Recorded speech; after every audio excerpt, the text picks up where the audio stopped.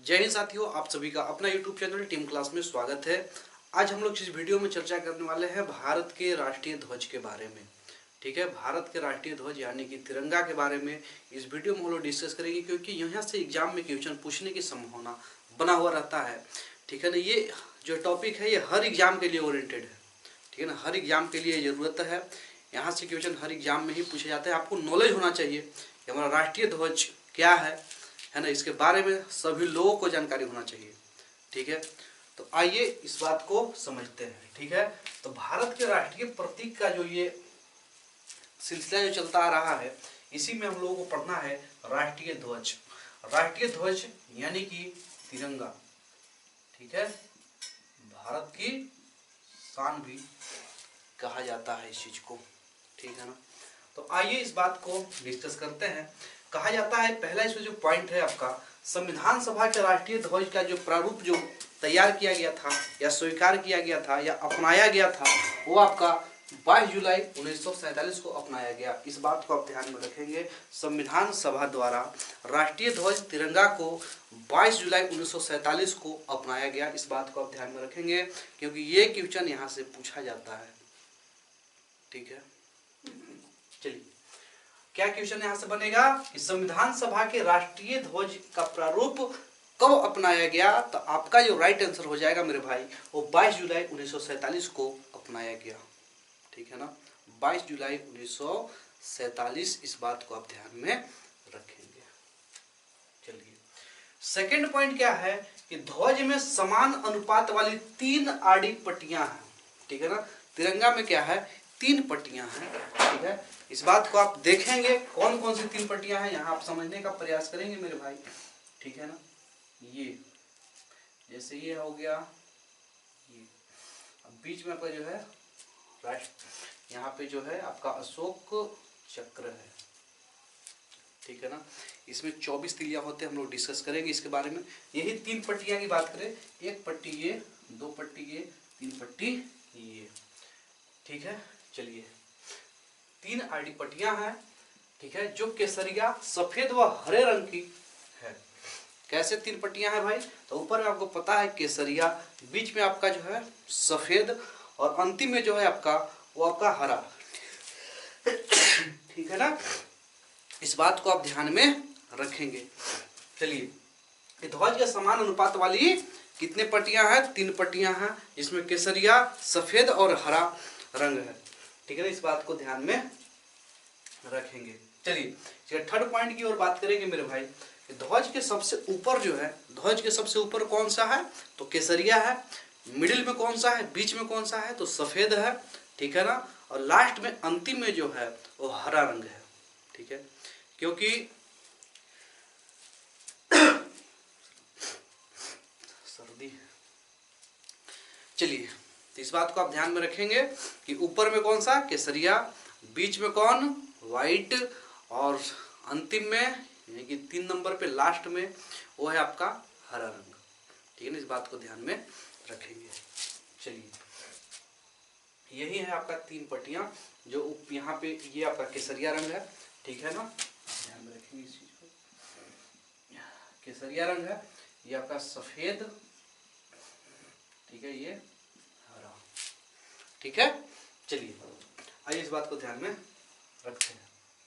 इस क्वेश्चन ये पूछा जाता है क्या कि केसरिया रंग किस चीज का हमको प्रतीक है, या केसरिया रंग क्या आपको बताना चाहता है, ये आपको जानकारी यहाँ से होना चाहिए, क्योंकि ये ही जानकारी आपको एग्जाम में पूछा जाता है, या आप कहीं इंटरव्यू में गए तो इंटरव्यू में आपसे पूछ दिया क्या बताइए केसरिया किस चीज का प्रतीक है, केसरिया का मतलब क्या है, तो आपको बताना होगा मेरे भाई। तो क्या है, आइए इसके विषय में डिस्कस करते हैं। ध्वज के सबसे ऊपर केसरिया रंग होता है। ठीक है, जो जागृति, शौर्य और त्याग का प्रतीक है। जागृति, शौर्य और त्याग का प्रतीक कौन सा है, रंग है केसरिया। इस बात को आप ध्यान में रखेंगे। ठीक है, केसरिया किसका प्रतीक है, शौर्य, जागृति और त्याग का प्रतीक है। ठीक है, चलिए बीच में आपका क्या है, बीच में सफेद रंग होता है। ठीक है, जो सत्य एवं पवित्रता का प्रतीक है। किसका है, सत्य एवं पवित्रता का प्रतीक कौन सा है, व्हाइट रंग, सफेद रंग। ठीक है ना, इस बात को आप ध्यान में रखेंगे। सत्य और पवित्रता, ठीक है ना, सत्यमेव जयते कहाँ से लिया गया है, ये भी क्वेश्चन आपको हम करा चुके हैं, है ना। सत्यमेव जयते मुंडकोपनिषद से लिया गया है, इस बात को आप ध्यान में रखेंगे। चलिए, ध्वज के सबसे ऊपरी कौन सा है, आपको ये तो क्लियर हो गया मेरे भाई।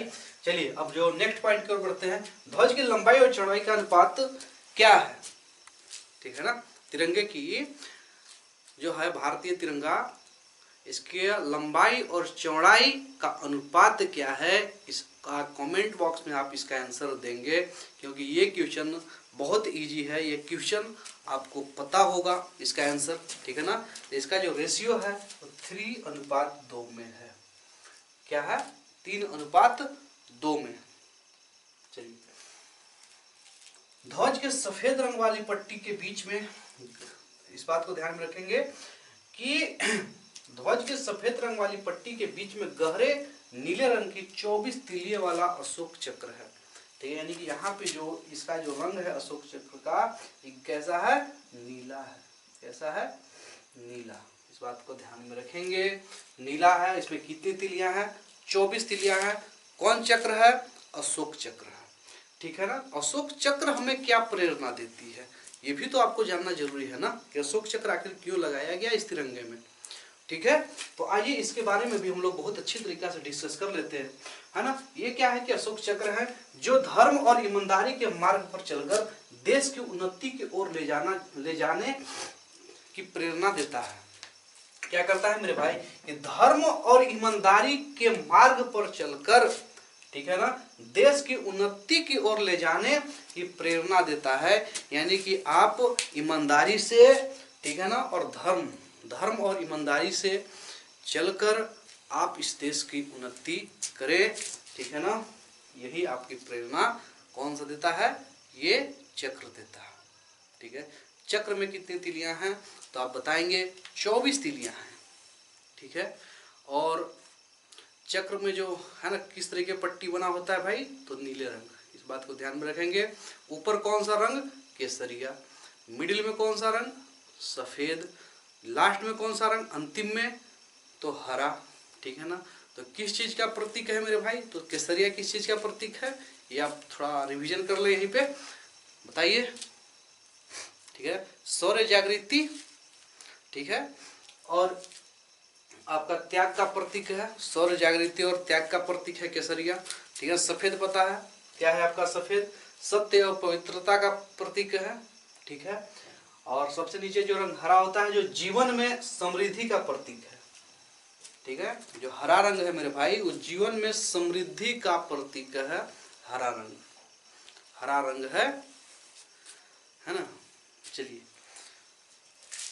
ये रहा आज हम लोग भारत के राष्ट्रीय प्रतीक के बारे में जो स्टार्ट कर चुके हैं। हम आपको छोटा छोटा टॉपिक में पढ़ाएंगे मेरे भाई, कोई ज़्यादा लॉन्ग हम आपको नहीं वीडियो देंगे, हम 5 से 7 मिनट का वीडियो आप तक पहुंचाएंगे, ठीक है।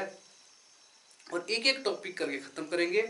आज हम लोग पढ़ लिए राष्ट्रीय ध्वज, कल पुष्प के बारे में पढ़ेंगे, है ना। तो ऐसे करके हम आपको सभी चीज़ों के बारे में बता देंगे, ठीक है। चलिए, अगर आपने इस वीडियो से कुछ सीखा होगा तो वीडियो को लाइक कर लें, ठीक है, और चैनल को सब्सक्राइब जरूर कर लें, क्योंकि और हम आपके लिए ऐसे वीडियो लेकर आते रहेंगे, ठीक है। मिलते हैं नेक्स्ट वीडियो में। जय हिंद।